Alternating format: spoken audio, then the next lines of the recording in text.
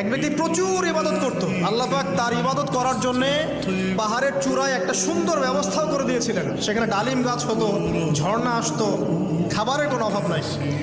হাদিস এসেছে 500 বছর সে ইবাদত করেছে। কত বছর? কিয়ামতের মাঠে এই ব্যক্তির অবস্থা এমন হবে, তাকে জান্নাতে প্রবেশ করানোর জন্য নিয়ে যেতে বলা হবে যাও আমার রহমতে জান্নাতে চলে যাও। আল্লাহ পাক তাকে এই কথাটা বলবেন, কিন্তু এই ব্যক্তি বলবে আমার আমলের কারণে আল্লাহ পাক বলবেন আমার রহমতে জান্নাতে চলে যাও।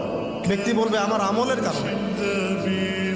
আল্লাহ রাব্বুল আলামিন তখন তাকে দেওয়া সমস্ত নেয়ামতগুলোকে এক পাল্লায় করবেন, আর তার সমস্ত আমলকে আরেক পাল্লায় করবেন।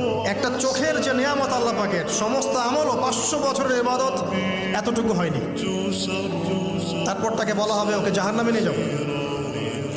এবার জাহান্নামে যাওয়ার সময় সে বলবে আল্লাহ তোমার রহমতে আমাকে মাফ করে দাও।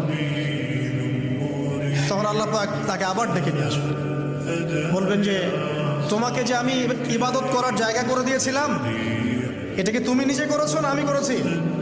সে বলবে আপনি করেছেন।